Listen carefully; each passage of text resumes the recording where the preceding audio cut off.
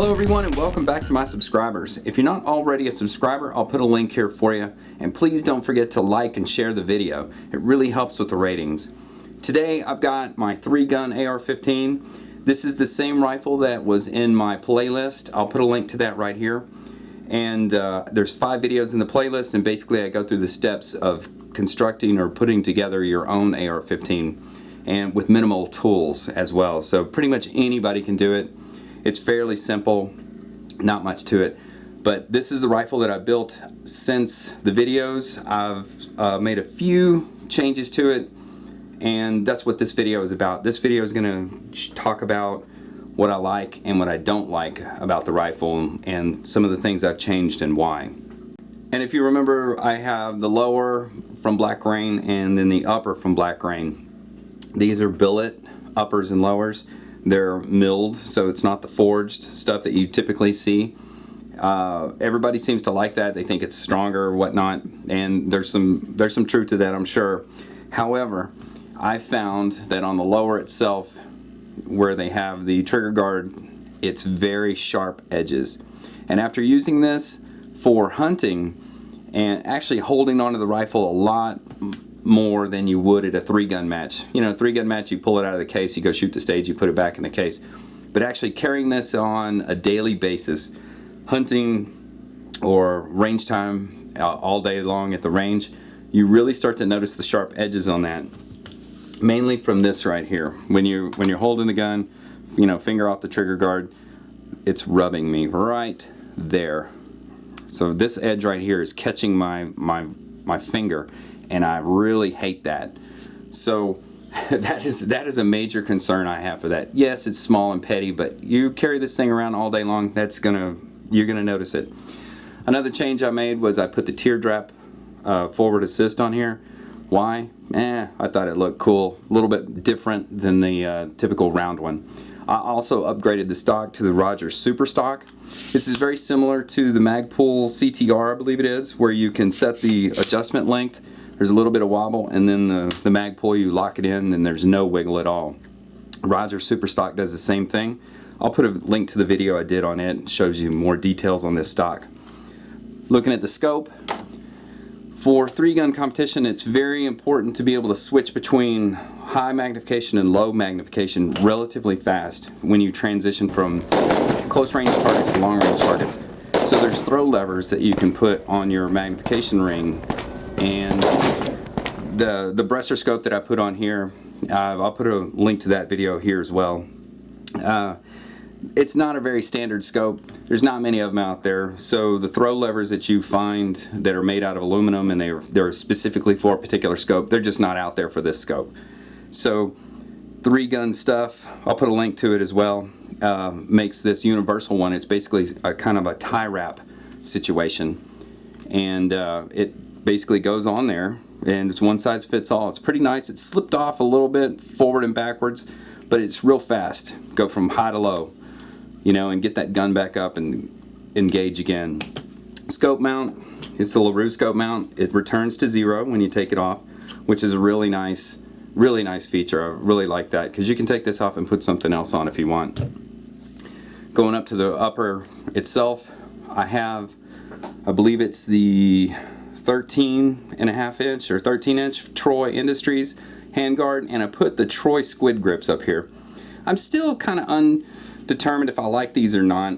It adds a little extra, I guess, diameter to the rail itself, and takes away from the real skinny factor. But it does give you some grip, and when I'm shooting out of a deer blind, it does provide some grippy surface area. God, I can't speak. When you're using the window or the deer blind as a rest. The comp, I'm using the JP tactical comp. Basically, I got this off a prize table. It works great. I love it. It's, you know, to me, comps are pretty much all the same. It's going to boil down to what you think looks cool and the size factor that you're limited to. But I have no problems with this comp right here. I really enjoy this comp. It works very well for me. A lot of the 3-gun guys are running rails all the way out to the end. I keep this clear right here so I can keep or mount a camera on the front of the rifle. on the side here. I've got the tactical latch, bolt release catch, if you will. I don't know if I really care for that. It tends to get hung up on stuff, so I'm not sure if I'm going to keep that or not. Probably going to end up taking that off. The selector, I've got the badass selector. It's an ambidextrous one.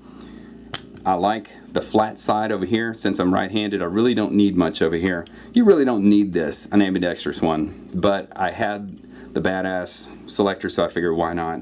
And on the other side I have the normal size, so you can see the difference in the height on these. The trigger, I started out with a CMC flat trigger, and if you've been keeping up with my 3-gun videos, you'll see that I do a lot of bump firing from the shoulder on accident. So I ended up taking it out and putting in a Rock River 2-stage match trigger with JP reduced power springs. And if you're unfamiliar with the JP reduced power springs, they are yellow in color, and they bring the trigger pull down to about 3 pounds, I think it is. So in here you'll see the springs are probably worn off, but they were painted yellow.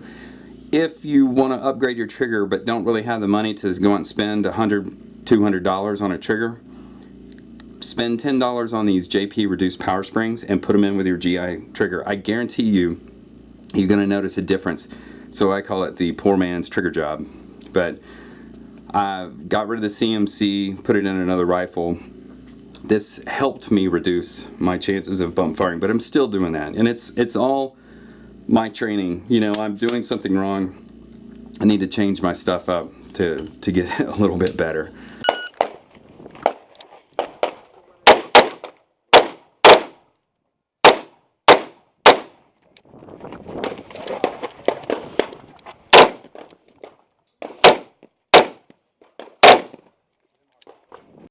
So for the upper, we've got a chrome-plated bolt and bolt carrier.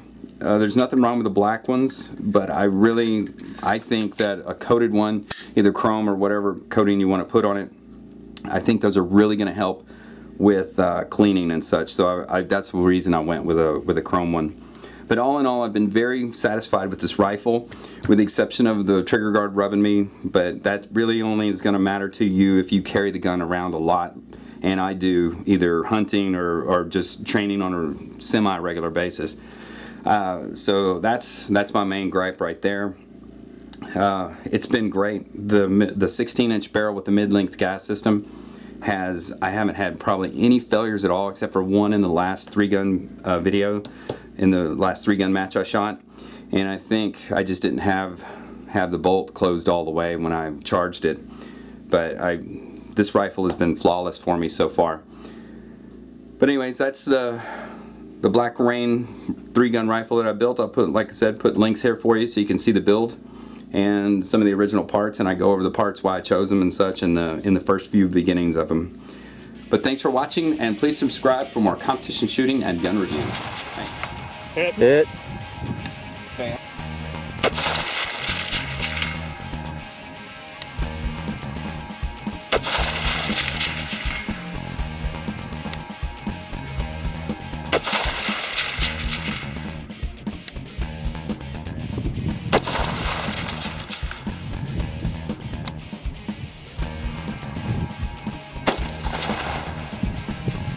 Yes.